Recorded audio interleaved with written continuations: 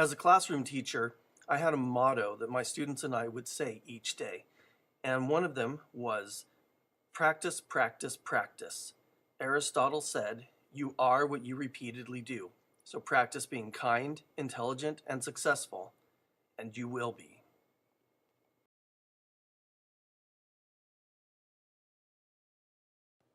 To put it another way, I've heard people say, fake it till you make it, and that has a lot of truth to it as well. As you'll see in this little animation, it's kind of an example of pretending to be something until you become that thing. Behaviors that we desire to get from others can often seem out of reach. And as a teacher, this is very true. Oftentimes, the students don't give us the behaviors that we desire. This next little vignette is a story I heard in Intro to Psych many years ago, and I thought it was very fitting. Once upon a time, there was a man who was married to a woman, and he always made her sad. He was always a jerk, and she was very, very unhappy. One day, while she was with her psychologist, she said, "Doctor, I just don't think I can do it anymore.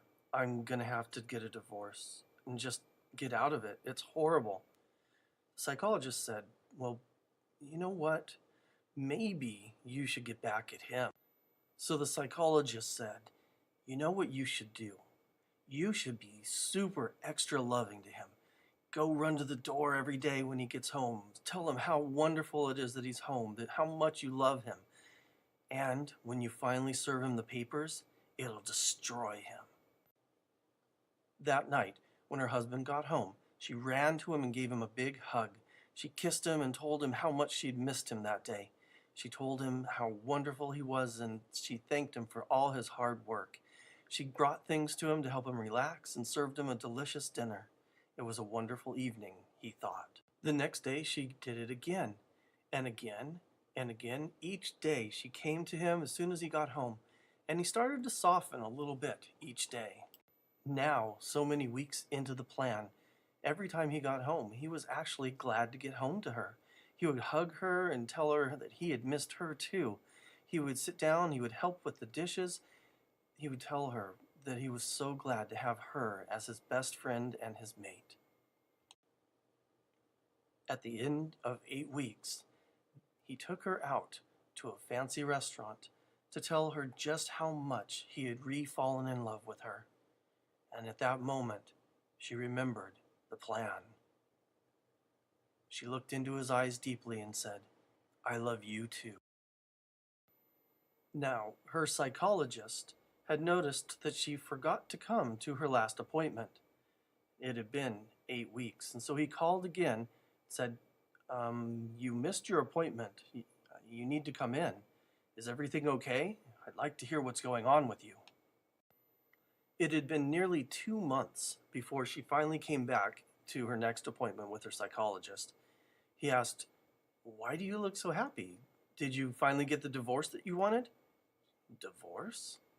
What? Why would we get a divorce? We're the happiest we've ever been."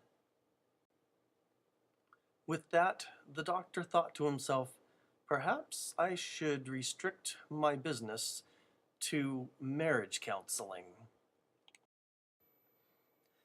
I found it very interesting in a dissertation I ran across by R. Curtis Banks from Washington State University, published in May 2009, that there's a correlation between the way students perceive being cared for by the teacher and their success. However, the evidence in the dissertation also pointed out that the teacher did need to be an expert in the academics that they were covering. Sort of a marriage between the two is the ideal situation for a learning environment, it seems. As classroom teachers, the PBIS strategy of using 8 positives to 1 corrective feedback may be one of the simplest ways to implement this kind of an attempt to make that connection for the students. As teachers, we want the best for our students, and we want them to be successful and have new skills and new strategies and new passions going into their next year. I think it's important for us to also remember that there are different personality types, not only as teachers, but the students as well. I'd encourage everybody to revisit the Myers-Briggs personality types and remember that there's 16 different personality types, and we probably have all 16 of them represented in our classrooms. It's important because, well, we're not going to connect with all of them all the time, but they're always there.